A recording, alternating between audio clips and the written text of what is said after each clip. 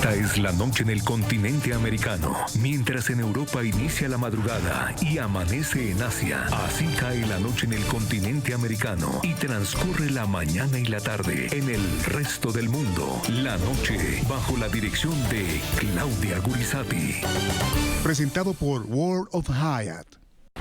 Descubra un mundo de recompensas con World of Hyatt. Únase gratis en Hyatt.com y reciba recompensas por estadías en los hoteles Hyatt de todo el mundo. Disfrute de ahorros exclusivos y gane noches gratis. Donde quiera que vaya, estará siempre más cuidado con World of Hyatt. Aplican condiciones. Obtenga más información y regístrese hoy mismo en Hyatt.com. Hola, ¿qué tal? Bienvenido. Les habla Claudia Gurizati, directora de este canal internacional de noticias y este programa de opinión, de análisis, de debate. Como siempre, los saludo desde el Centro Internacional en Washington. Jefferson Beltrán en el Centro Internacional en América Latina. Jefferson. Hola Claudia, como siempre un privilegio estar contigo en este programa La Noche. Un saludo a quienes hasta ahora nos ven y nos siguen en todo el continente americano y en el resto del mundo.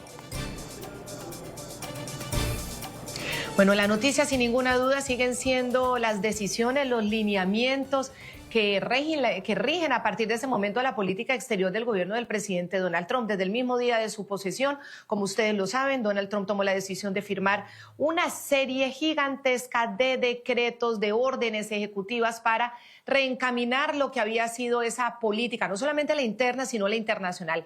El foco está puesto en lo que viene para el hemisferio occidental, por supuesto, para el mundo, pero para nosotros y los latinoamericanos y los países del hemisferio, por supuesto, las expectativas están bien altas y tras estas primeras decisiones adoptadas por el jefe de Estado, por el republicano, al inicio de su segundo mandato en la Casa Blanca. Claudia, pues precisamente hoy Jaime Flores, vocero en español de la campaña presidencial del mandatario Donald Trump, estará con nosotros aquí en el programa La Noche. Estaremos analizando el significado y las implicaciones que tendrán en América Latina las órdenes ejecutivas que han sido firmadas en sus primeros días de gobierno por el mandatario estadounidense. Y sí, con nosotros aquí está Jaime Flores, quien ha sido el director de comunicaciones del Comité Nacional del Partido Republicano, vocero de la campaña presidencial de Donald Trump, a quien en campaña obviamente lo entrevistamos muchísimas veces, hicimos debates. Jaime Flores se va a convertir, por supuesto, en estos 4 años en una voz pues muy autorizada de interpretación del gobierno de Donald Trump y sobre todo de los temas que tienen que ver con nosotros, con el público latinoamericano, los americanos de origen latino en Estados Unidos y por supuesto en los países del hemisferio occidental. A Jaime queremos darle las gracias por acompañarnos hoy aquí en el programa La Noche. Muy amable, Jaime. Siempre un placer, Claudia, Jefferson. Un saludo a la audiencia de NTN 24 y a los seguidores de La Noche. Bueno, todas esas promesas de campaña que ustedes desde el Partido Republicano defendieron a capa y espada llegaron inmediatamente después de la posesión de Donald Trump. No se tomó ni un solo día. O sea, el día de su posesión él ya estaba firmando decretos y trabajando y firmó pues muchos decretos que impactan obviamente a América Latina. ¿Por qué la rapidez, Jaime? ¿Cómo la interpreta usted?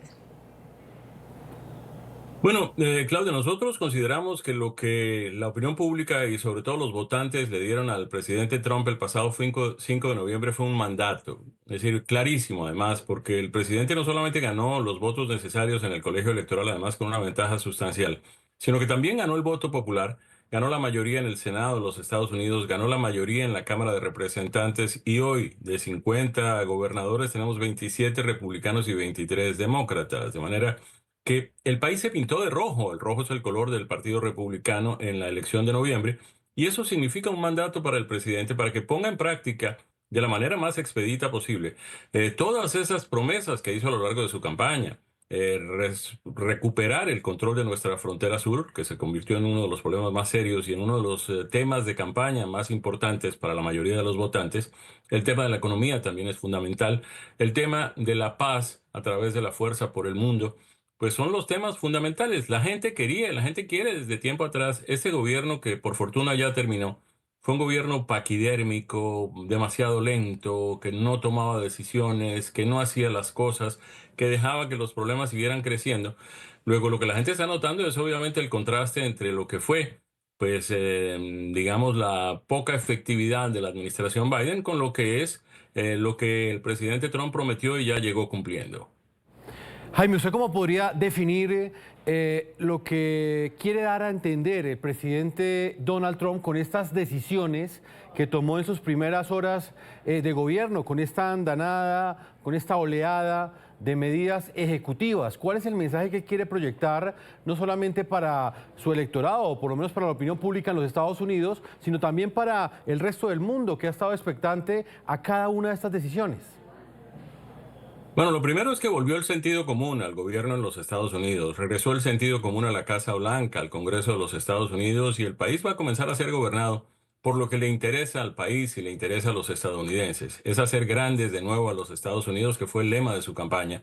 Es pues legislar y sobre todo poner en práctica legislación y órdenes ejecutivas que vayan en defensa de los intereses de los estadounidenses. El plan del presidente Trump es primero los Estados Unidos. La opinión pública en este país ya está cansada de ver cómo pues nuestros gobernantes, particularmente los que se acaban de ir, pues siempre dejaban todo lo que era nuestro, todo lo que le interesaba a la gente en la calle para atrás. Este país dejó de ser la economía fuerte que fue hace algunos años, un país prácticamente omnipotente en materia económica, dejó de ser respetado en el plano internacional. Lo que sucedió en Afganistán apenas a comienzos de la administración Biden fue desastroso y no pasó nada, no hubo un solo culpable, no hubo una sola decisión para tratar de establecer quién había cometido errores y cómo no cometerlos de nuevo. Es decir, ha habido toda una serie de razones por las cuales la gente en los Estados Unidos estaba perdiendo la confianza en el país. Pues bien, la administración Trump ha llegado para restablecer esa confianza y para volver a ser grandes, poderosos, fuertes, prósperos, saludables a los Estados Unidos. Es lo que el presidente prometió en su campaña y esa es la razón por la que la gente votó por él. A mí no me sorprende, bueno, a veces me sorprende, sí, que haya gente que considera que está actuando demasiado rápido, pero era lo que estaba pidiendo el público que votó por él en noviembre. Sí, precisamente aquí entrevistábamos al exministro de Relaciones Exteriores de México, Jorge Castañeda, el día de ayer, y él decía que a Donald Trump hay que tomarlo en serio.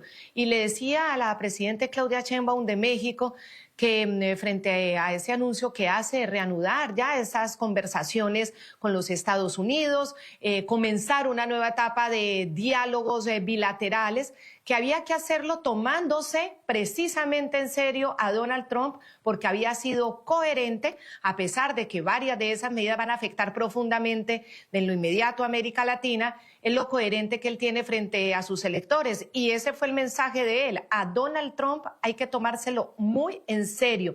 Vamos a ir revisando esos puntos. Comenzamos con uno que significa bastante para la región, es la suspensión de la ayuda extranjera de Estados Unidos a países que han sido históricamente aliados.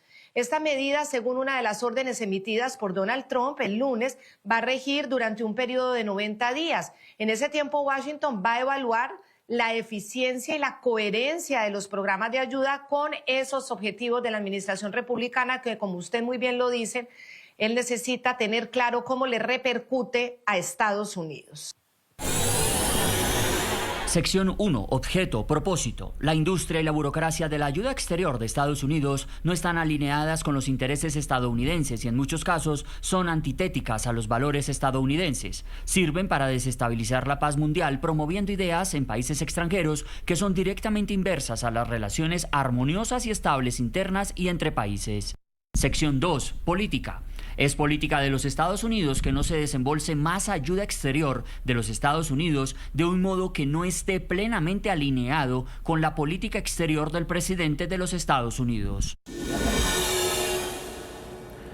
Claudia, y precisamente este martes el nuevo secretario de Estado de los Estados Unidos, Marco Rubio, dijo a través de una declaración oficial que el presidente Trump le ha dicho una dirección clara para colocar el interés nacional central como la misión rectora de la política exterior estadounidense. Rubio ratificó lo que ya había señalado en la audiencia de confirmación para su cargo en el Senado, que el gasto debe responder a 3 preguntas muy precisas. Escúchenlas ustedes.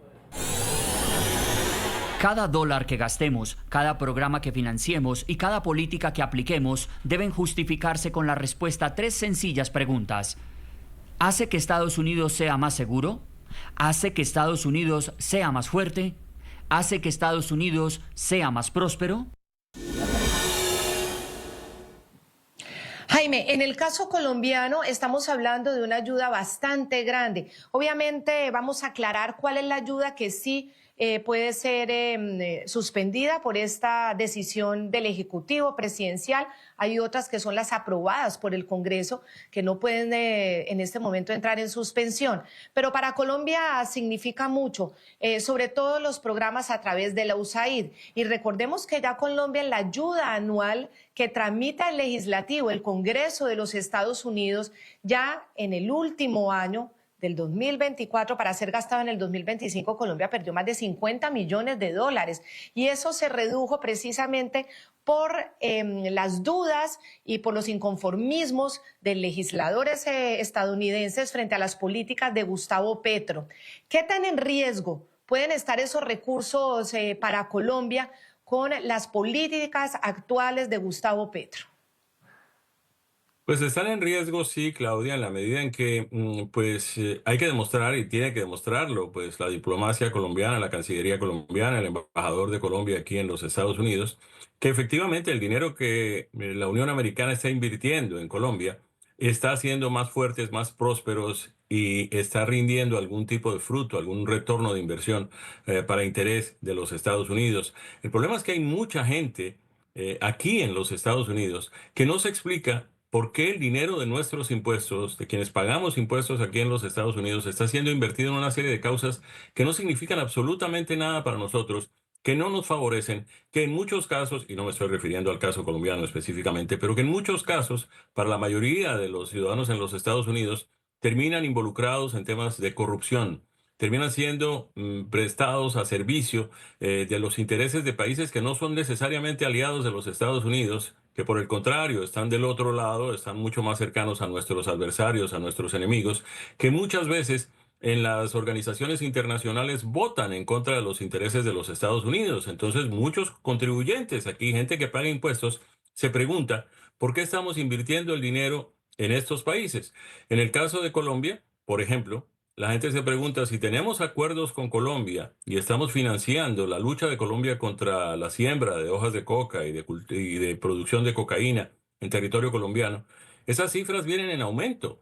Entonces, cada vez los Estados Unidos está invirtiendo más dinero, produciendo más ayuda, enviando más ayuda, impuestos de los estadounidenses hacia Colombia, y los números en Colombia siguen subiendo. Entonces, la gente se pregunta qué está sucediendo y eso es lo que esta administración quiere de alguna manera tratar de evitar que suceda. Vamos a tener 90 días en los que seguramente Colombia podrá explicar qué está haciendo y qué puede hacer para mejorar esto. Jaime, pues precisamente esa cifra que usted planteaba es la que de alguna manera guía y preocupa mucho acá en Colombia. Son esas 253.000 hectáreas de hoja de coca que según la última medición fueron encontradas en el año 2023 en Colombia. ¿Hasta dónde cree usted que esto es un freno temporal o si quizás es el fin de las ayudas económicas del gobierno Trump al presidente Gustavo Petro? Y se lo pregunto por las alianzas, por los amigos del presidente colombiano. Estamos hablando de la dictadura cubana y de la dictadura venezolana. A ver, los Estados Unidos se han caracterizado a lo largo de su historia por relaciones entre estados, por relaciones entre gobiernos y no necesariamente por relaciones entre personas. Yo pienso que el tema Petro-Trump pues no es lo que más importa a los intereses de los contribuyentes en los Estados Unidos y seguramente el secretario de Estado, Marco Rubio, pues aclarará mucho más profundamente esta posición del gobierno de los Estados Unidos. Lo que hay que buscar es lo que sea de verdadero interés tanto para el país, Colombia, como para los Estados Unidos y para los contribuyentes de esta nación. Entonces no es una cuestión de que se caigan bien o se caigan mal, de que tengan amigos o enemigos comunes, de que tengan influencias en esto o en lo otro.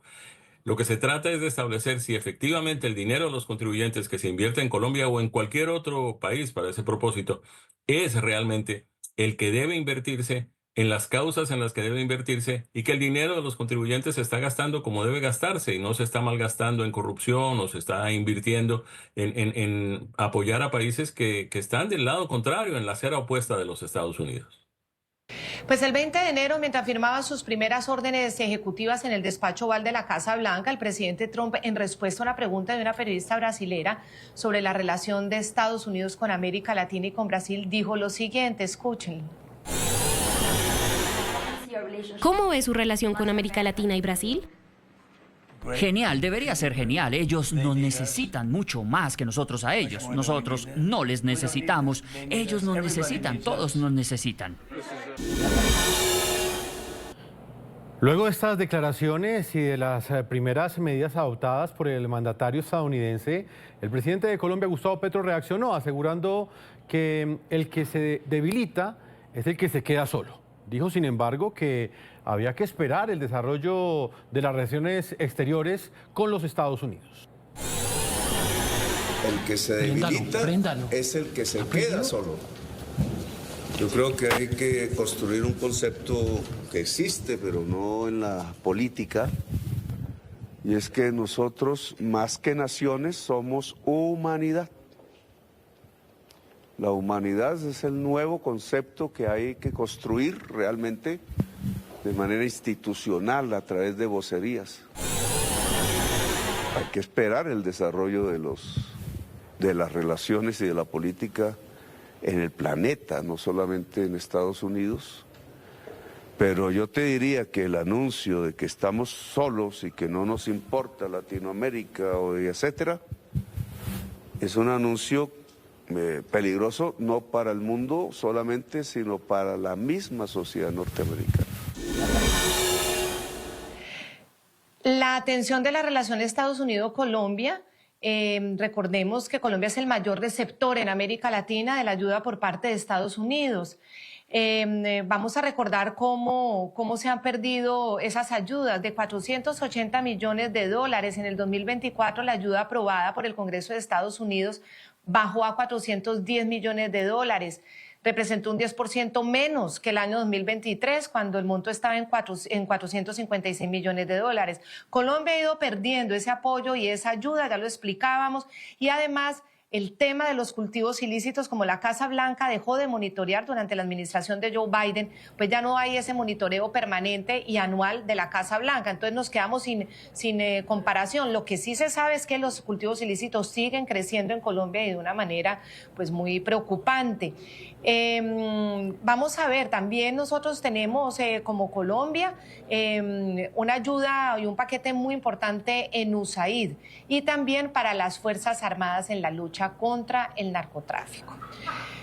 Jaime, en la lucha contra el narcotráfico, obviamente Colombia siempre ha estado como país aliado frente al tema de la hoja de coca y de la cocaína. Pero es que desde México está otra que es prioritaria, que es el fentanilo. Frente a estos aportes que hace Estados Unidos en esa lucha para evitar precisamente ese tráfico de drogas que afecta directamente a la sociedad estadounidense, ¿qué se puede esperar en esta administración de Donald Trump? Se puede esperar apoyo, pero se puede esperar apoyo condicionado, Claudia. Usted y yo trabajábamos en la misma casa periodística en la época en que se aprobó el Plan Colombia. A mí me tocó como corresponsal en Washington, pues cubrir desde el Congreso de los Estados Unidos la manera como se iban aprobando cada uno de los apartes de un plan que le sirvió muchísimo a Colombia y que mejoró mucho las relaciones entre ambos países, porque al mismo tiempo que los Estados Unidos hacían sus aportes, no solamente en dinero, sino en insumos, helicópteros, en fin, tecnologías, ayudas electrónicas, todo ese tipo de cosas, Colombia estaba produciendo los resultados que se esperaban en materia de combate a la producción de cocaína, pero sobre todo a la siembra de hoja de coca en ciertos territorios colombianos que ustedes conocen. Lamentablemente, con el paso del tiempo esto comenzó a disminuirse. Vivíamos la época de las certificaciones y las desertificaciones y todo esto era una pesadilla todos los años porque había que demostrarle al gobierno de los Estados Unidos que estaba poniendo el dinero, que ese dinero efectivamente se estaba empleando en el combate al narcotráfico, pero que además se estaban produciendo los resultados que se esperaban en ese sentido. Lamentablemente, de un tiempo para acá, eso no ha sucedido.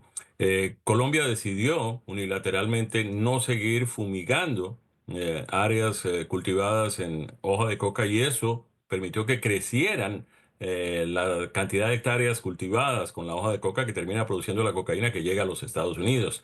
Con México el problema es aún más grave porque con México, además del tema del fentanilo y de otras sustancias controladas que atraviesan la frontera, tenemos un tema gravísimo en materia de tráfico de seres humanos. Los carteles de tráfico de personas están recaudando cerca de 13.000 millones de dólares al año, cobrándole a la gente para sacarla de México y meterla a través de los coyotes en territorio de los Estados Unidos. Ahí van a tener que sentarse a conversar los diplomáticos mexicanos y los estadounidenses para ver de qué manera se le ponen soluciones a estos problemas.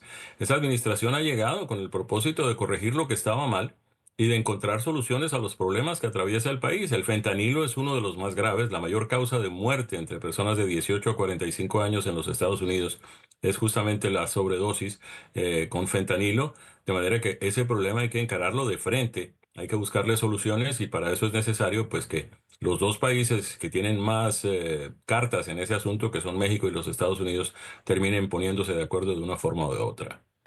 ¿Qué significa, Jaime, que Estados Unidos haya tomado la decisión de declarar a los carteles como organizaciones terroristas? Esta designación, esta medida ejecutiva también abarca carteles como por ejemplo el del grupo terrorista ELN que opera en Colombia, las disidencias de las FARC. Seguramente. Habrá obviamente necesidad de que eso quede mucho más perfeccionado con el paso del tiempo. Estamos hablando de algunas acciones ejecutivas que requerirán más adelante aprobación del Congreso. Pero el propósito de declararlas como organizaciones terroristas en la lista del Departamento de Estado, lo que hace es facilitar recursos para combatirlas, lo que hace es facilitar procesos judiciales para adelantar juicios penales en cortes criminales contra las personas involucradas en esto, solicitudes de extradición a los países donde se encuentren, en fin, todo este tipo de cosas se agilizan, se hacen más fáciles. Y obviamente, pues con todo esto lo que se busca es que sea mucho más efectiva la lucha contra estos carteles y que, por un lado, mientras se acaba con ellos, por lo menos se desestimule que estos carteles sigan pues en el negocio del tráfico de sustancias controladas desde sus países de origen hacia los Estados Unidos. Vamos a hacer una pequeña pausa. Estamos hablando con Jaime Flores. Él es una persona que nos va a ayudar en los próximos 4 años a interpretar precisamente las decisiones, las medidas que tome la Casa Blanca en este segundo mandato del presidente Donald Trump. Ha sido fundamental en la campaña en la Florida. Bueno, su trabajo fue impecable. En la Florida recordemos que Donald Trump ganó por 12 puntos porcentuales o más, así que pues es una voz muy autorizada. Todavía no podemos decir que hace parte del gobierno, pero es una voz muy autorizada para comunicar precisamente esas decisiones del Ejecutivo americano. Ya regresamos.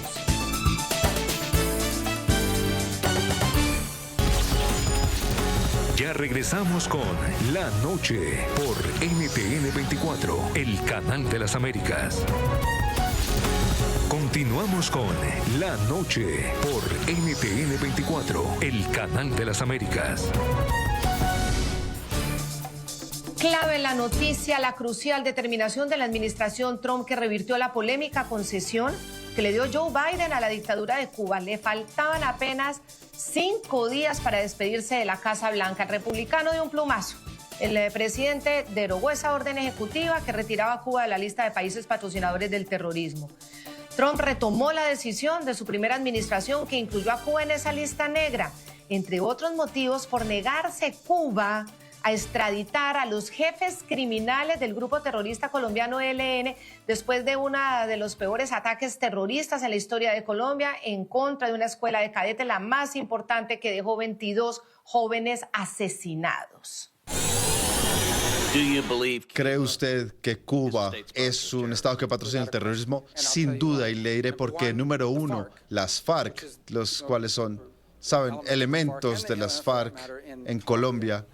Ellos son una organización narcoterrorista. Empezaron como una organización ideológica y luego eran marxistas y se dieron cuenta que ganaban más vendiendo cocaína, así que están haciendo eso. Ellos tenían el apoyo completo del régimen cubano durante toda su existencia. Sabemos que Cuba ha sido amistoso a Hamas y a Hezbollah, abiertamente amigo de ellos. Desde Cuba, el régimen de Miguel Díaz-Canel respondió a la reversión ordenada por Trump con fuertes ataques en sus redes sociales. Señaló que el objetivo de la nueva administración estadounidense, según él, es seguir fortaleciendo la cruel guerra económica contra Cuba con fines de dominación. Dictador de Cuba, Miguel Díaz-Canel. El nuevo acto de agresión de Estados Unidos contra el pueblo cubano muestra una vez más la naturaleza cruel y despiadada de la política de cerco económico, en la que la lista de estados patrocinadores del terrorismo es una herramienta conveniente. Políticos cínicos de Estados Unidos que lucran con la política anticubana mienten sin pudor al justificar acciones coercitivas contra el bienestar de nuestro pueblo. Están desenmascarados. Cuba desprecia su lacayismo y el mundo condena los desatinos del actual emperador. Cuba vencerá. Y este miércoles desde Estados Unidos, Mario Díaz-Balart, congresista republicano, dijo en entrevista con Cubanet que se acabaron las concesiones a la dictadura. Bueno, primero, en vez de darle concesiones unilateralmente al régimen, es incrementar la presión. No solamente incrementar la presión al régimen, a los miembros del régimen, también a los que ayudan a financiar el régimen, a los que se lucran con el sufrimiento del pueblo cubano, incluyendo países aliados y compañías extranjeras a través del mundo que se lucran del sufrimiento del pueblo cubano. Es dramáticamente incrementar la presión diplomática, la presión económica, no solamente al régimen, pero también a los que permiten que ese régimen siga reprimiendo al pueblo cubano. Jaime Flores, director de comunicaciones del Comité Nacional del Partido Republicano, vocero de la campaña presidencial de Donald Trump. Le duró 6 días esta reversión que tomó Joe Biden para los cubanos, para el régimen, para la dictadura cubana. ¿Qué tan inmediato queda en pie? ¿Qué tan inmediata es la repercusión de esta decisión? A ver, va a haber repercusiones en una serie de prebendas que le había venido dando inicialmente la administración demócrata del presidente Barack Obama y posteriormente la administración también demócrata del presidente Joe Biden al régimen castrista en Cuba. Hubo un intervalo durante la administración de Donald Trump en la que Trump pues anunció el fin de los viajes de turistas hacia Cuba, el fin de ciertas características de remesas que los cubanos enviaban a sus familiares en la isla. Otro tema que también ha venido fortaleciendo al régimen castrista, sobre todo en lo que tiene que ver con el turismo, que es manejado justamente por los militares fieles al castrismo. Va a haber restricciones en torno a todo esto. Lo que Cuba tiene que estar sintiendo con mucha preocupación es que llegó al Departamento de Estado alguien que pues es hijo de cubanos exiliados, cubanos que fueron pues tuvieron que salir de su isla despedidos por el comunismo y tuvieron que iniciar una nueva vida aquí en los Estados Unidos, educar a sus hijos aquí. Marco nació en Miami. Pero pues sus padres pasaron dificultades. El padre era contador, la madre tengo entendido que era camarera en un hotel de Las Vegas. El padre inclusive trabajó como cantinero en un hotel en Las Vegas. Y así educaron a sus hijos y Marco llegó a ser senador de los Estados Unidos, ha sido senador en 2 periodos y acaba de ser pues confirmado por unanimidad por el Senado de los Estados Unidos para ser secretario de Estado. Es la primera vez que un latino llega al cargo más importante de la democracia, de la diplomacia norteamericana, pero además es el tercer cargo en la línea de sucesión presidencial. Después del presidente, vicepresidente y el speaker de la Cámara de Representantes viene el secretario de Estado. Y es alguien que conoce a fondo la situación de América Latina, que sabe la influencia que Cuba ha ejercido y ha tratado de ejercer por más de 6 décadas en todo el continente, y que sabe que buena parte de los problemas que atravesamos en países como Venezuela y como Nicaragua tienen su origen en Cuba. Marco Rubio no lo van a engañar con el cuento de que las difíciles situaciones que atraviesan en materia económica los cubanos en la isla son el resultado del embargo estadounidense, porque todos sabemos que eso es absolutamente falso.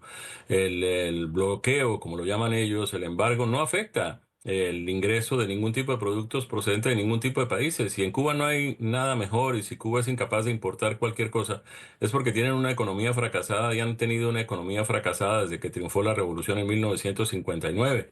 No tiene nada que ver la influencia de Estados Unidos en esto. Y ahora con Marco Rubio en el Departamento de Estado va a ser mucho más difícil engañar a la diplomacia estadounidense y al gobierno del presidente Trump con todas estas argucias que tratan de inventarse los líderes del régimen castrocomunista en Cuba. No, sin embargo, la presencia de Marco Rubio en ese importantísimo cargo, muy bien lo dice, en la línea de sucesión, para comenzar, el cargo más importante que tiene la diplomacia estadounidense y además el cargo, digámoslo que después del presidente es más visible, incluso más que el vicepresidente y muchas veces, bueno, el speaker por supuesto es muy importante, pero es la persona que está por el mundo llevando la presencia y el mensaje de los Estados Unidos y por supuesto y su mensaje también, un mensaje lindo, él le dedicaba el día de su posesión el cargo a sus padres que con tanto esfuerzo lo sacó adelante. Fue muy latino en eso, ¿no? Jaime fue muy humano en eso cuando habla de su papá, de su mamá y el orgullo que podrían estar sintiendo en ese momento, tanto que los empleados del Departamento de Estado lo recibieron con un aplauso gigantesco, muy emotivo, muy cálida esa posesión de Marco Rubio y por supuesto para los hispanohablantes, para los americanos, los estadounidenses de origen latino, para América Latina, por supuesto, pues se siente una persona cercana, a pesar de que pues no todo el mundo está en su misma línea ideológica, pero bueno, es un orgullo para el mundo hispano. Cuando sacan a Cuba de la lista de países que auspician el terrorismo, esta decisión de Joe Biden, Jaime, veíamos precisamente al antecesor de Marco Rubio, el secretario de Estado, escuchamos a Anthony Blinken diciéndole también a la congresista hispana que le exigía explicaciones, que ellos sencillamente veían que es que Colombia ya no pedían extradición a los miembros del ELN y que por eso pues ya no había motivo de mantenerlos en esa lista. Pues precisamente la noticia es tan dramática por la horrible situación del Catatumbo en Colombia, con tantas muertes, estamos hablando de 80 muertos en muy pocos días y 32.000 desplazados, que el mismo gobierno colombiano que había pedido levantar las órdenes de captura que tenían esos jefes criminales del ELN en Cuba, vuelven y las imponen, tanto a Pablo Beltrán, Gavino, Antonio García. ¿Esto es un motivo más para demostrar que Cuba se auspicia a los terroristas? No nos cabe la menor duda, Claudia, y no solamente auspicia a los terroristas, sino que usa el poder que tiene sobre esos terroristas para tratar de obtener prebendas en materia económica para los líderes de sus grupos militares, que son quienes manejan los hoteles y la actividad turística en Cuba. Lo que ha venido haciendo el castrismo en la isla, y de un tiempo para acá, más recientemente bajo el liderazgo de Díaz-Canel, es justamente eso: utilizar el riesgo que significa que Cuba siga apoyando grupos terroristas por el resto del mundo, que Cuba siga amenazando con la posibilidad de un éxodo masivo de cubanos hacia los Estados Unidos, que Cuba siga utilizando a su propia gente como carnada para atraer pues la atención de los Estados Unidos y otros países económicamente poderosos que podrían sacar a Cuba de una crisis económica de enormes proporciones. En Cuba no hay absolutamente nada. En Cuba, pues los cubanos carecen de electricidad, de servicio de agua potable, de alimentos básicos, de servicios de salud, lo mínimo. Y no hay ninguna iniciativa por parte del castrismo y por parte de Díaz-Canel y su banda de corruptos que están apoderándose de la isla para tratar de exprimirle hasta el último centavo, para buscar ningún tipo de solución y ningún tipo de acercamiento con nadie. Por el contrario, lo que los Estados Unidos siente es que hay un riesgo muy grande de que Cuba siga utilizando esas dos cosas: la capacidad de promover actos de terrorismo en cualquier lugar del mundo donde tienen sus tentáculos, y la otra que ha sido a lo largo de todos estos años la amenaza de un éxodo masivo de cubanos hacia los Estados Unidos. En el cuarto punto clave de esta entrevista, Jaime, vamos a hablar ahora de uno de los asuntos que más preocupa a toda la región, y ese es de la continuidad, la perpetuidad de la dictadura de Venezuela. Nicolás Maduro sigue usurpando la silla presidencial que legítimamente le corresponde ocupar desde el pasado 10 de enero a Edmundo González. El presidente legítimamente electo permanece en Estados Unidos, donde recordemos, Claudia, que asistió a esta investidura del presidente Donald Trump y donde continúa una serie de encuentros en los cuales él ha venido reivindicando el apoyo a su elección y la lucha por la recuperación de la democracia en Venezuela. Y les decía que es muy importante el tema venezolano para Estados Unidos por una serie de razones. La primera es porque sería la continuidad de las posiciones que sobre este tema asumió en su primera administración el presidente Trump. El presidente Trump fue el primero en reconocer a Juan Guaidó como presidente legítimo de los venezolanos. Ese reconocimiento por parte de Estados Unidos, pues provocó que más de 50 naciones hicieran lo mismo. Juan Guaidó terminó siendo pues reconocido a nivel internacional como el verdadero presidente de los venezolanos. Es una pena que esto no haya trascendido a mayores, que esto no haya llegado donde todos esperábamos que podría llegar, es decir, el fin de la usurpación por parte de Maduro y el restablecimiento de la democracia en Venezuela. Pero es que ahora tenemos una situación completamente diferente en el sentido de que detrás de Edmundo González Urrutia no está solamente la decisión de una asamblea legislativa, sino la decisión de una abrumadora mayoría de votantes en Venezuela, que pues de acuerdo con las actas que los mismos opositores lograron mostrar y que son efectivamente legítimas, esa votación le da el triunfo categórico a González Urrutia, mientras que el presidente Maduro sigue utilizando actas que no ha enseñado, creyendo o tratando de hacerle creer a la opinión pública y al mundo entero que el verdadero ganador de esas elecciones es él. Y además se autoproclama presidente de los venezolanos en una ceremonia absolutamente patética, sin presencia de líderes internacionales de credibilidad alguna, y en algo que constituye una verdadera vergüenza. El presidente Trump seguramente continuará con esa política frente al tema de la necesidad de acabar con la usurpación en Venezuela, la liberación de todos los presos políticos de forma inmediata y la salida expedita de Nicolás Maduro del Palacio de Miraflores con el fin de que se restablezca la democracia en manos de Edmundo González Urrutia, que con el liderazgo de María Corina Machado llegaron a ganar categóricamente las elecciones del 28 de julio. Entonces, ahí está lo que el presidente Trump tiene que hacer. ¿Cómo lo vaya a hacer? Obviamente, cuando se trata de estos casos, pues la estrategia no se da a conocer anticipadamente, pero sabemos que el presidente Trump, ya lo ha dicho en varias ocasiones, todas las opciones están sobre la mesa.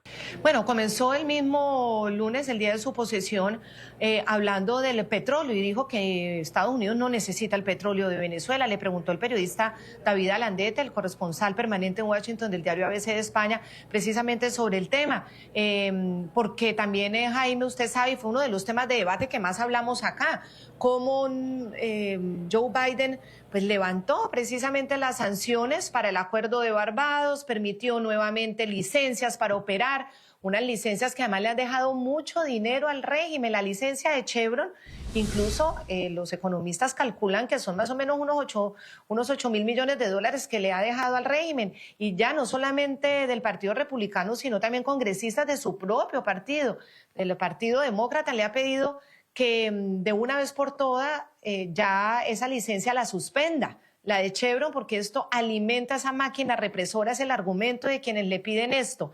¿Esa será una medida que anuncie Trump? Él ha dicho que ya no quiere comprarle petróleo a Venezuela, pero todavía no se ha dado el paso a tocar la licencia de Chevron. A ver, Claudia, no me sorprendería que lo hiciera y que lo hiciera a corto plazo. Primero porque efectivamente los Estados Unidos no necesitan del petróleo venezolano. El petróleo venezolano es un petróleo, un crudo pesado, que requiere una refinación mucho más costosa y que haría que el precio de la gasolina que sale de ese petróleo pues fuera mucho más alto del precio de la gasolina que tenemos por estos días en las estaciones de servicio aquí en la mayoría de los estados americanos, que está cerca de los $3.15. Entonces no tiene sentido. Además, el presidente ha venido utilizando como lema de su campaña Drill, Baby, Drill, es decir, perfora, perfora, perfora. Porque durante la administración Biden, con el ánimo de apaciguar pues, los intereses de los ambientalistas más radicales, la administración del presidente Biden suspendió las licencias para exploración y explotación de petróleo en buena parte del norte del país y también en zonas de los océanos. Esto pues ha sido revertido ya por esta administración. va a comenzarse la exploración y explotación de petróleo en gran cantidad aquí en los Estados Unidos. Vamos a volver a ser autosuficientes en materia energética y vamos a volver a ser exportadores de petróleo. No solamente no vamos a necesitar el petróleo venezolano, sino que no vamos a necesitar el petróleo de ningún otro país. Entonces, pues lo de la licencia de Chevron, en la medida en que continúe vigente, le va a permitir a Venezuela producir petróleo, pero no necesariamente para beneficio de los Estados Unidos, para vendérselo a los Estados Unidos o para que terminen los tanques de gasolina de los carros aquí en la Unión Americana. Es para que se sigan enriqueciendo los corruptos en Venezuela con dineros que procedan de la venta de ese crudo, qué sé yo, a países del Caribe que los necesiten o a socios venezolanos en otras zonas del mundo, etcétera. Y sí, sería necesario para evitar que esa corrupción siga y sobre todo que ese dinero siga alimentando la maquinaria represora en Venezuela, que se cancele la licencia de Chevron de la manera más rápida posible. Ya regresamos con La Noche por NTN 24, el canal de las Américas. Continuamos con La Noche por NTN 24, el canal de las Américas. Jaime, usted plantea que el presidente Donald Trump tiene todas las opciones sobre la mesa en lo que tiene que ver con la búsqueda de una solución para Venezuela, ese rescate de la democracia. Yo quiero que recordemos precisamente esas declaraciones que entregó hace escasos 10 días el expresidente de Colombia, Álvaro Uribe Vélez, quien públicamente y en la zona fronteriza entre Colombia y Venezuela defendió la opción de una intervención militar para rescatar al pueblo venezolano de la dictadura. Aquí no hay más camino. ¿Qué pedimos nosotros? Nosotros pedimos una intervención internacional, preferiblemente avalada por las Naciones Unidas, que desaloje a esos tiranos del poder y convoque de inmediato a unas elecciones libres. ¿Cuál cree usted que es la posición que va a tomar el presidente Donald Trump frente a este tipo de propuestas que han venido adquiriendo fuerza durante los últimos meses? La posibilidad de una intervención militar que derroque a la dictadura de Venezuela, pero que ésta sea auspiciada o por lo menos respaldada por la Organización de Naciones Unidas. A ver, lo que el presidente ha venido diciendo repetidamente a lo largo de su campaña, y lo ha mencionado inclusive en los discursos del día de su inauguración presidencial, es que los Estados Unidos van a tratar de alcanzar la paz mundial a través de la fuerza. Cuando el presidente se refiere a la fuerza, no se refiere solamente al uso de la fuerza, sino al uso de la fuerza como opción, es decir, levantar un teléfono, llamar a la parte interesada y decirle, mire, necesitamos resolver este problema, o si no, ustedes ya saben a lo que se atienen. El presidente lo hizo previamente a su posesión hace apenas unas semanas, cuando públicamente, a través de su cuenta en la red social Truth de su propiedad, dijo, los terroristas de Hamás tienen que saber que si cuando llegue a la Casa Blanca el 20 de febrero no han liberado a los rehenes que tienen, el infierno les va a caer encima. Y miren ustedes lo que sucedió. Bastó que el presidente pusiera esa posibilidad sobre la mesa para que la gente de Hamás entendiera que lo que les viene pierna arriba no es fácil. Y el presidente es capaz de... El presidente es un excelente negociador, no solamente en cosas que tienen que ver pues, con su actividad como emprendedor inmobiliario, sino en cosas que tienen que ver con la diplomacia internacional. El presidente levanta un teléfono, habla con la parte interesada y le dice, mire, aquí hay esto, o lo resolvemos, o viene aquello. Y le ha funcionado, le está funcionando, le funcionó con los terroristas de Hamás. Parece tener ya buenos resultados con el presidente ucraniano y con el presidente ruso. Podríamos tener solución a ese conflicto a muy corto plazo, solución pacífica a ese conflicto a muy corto plazo.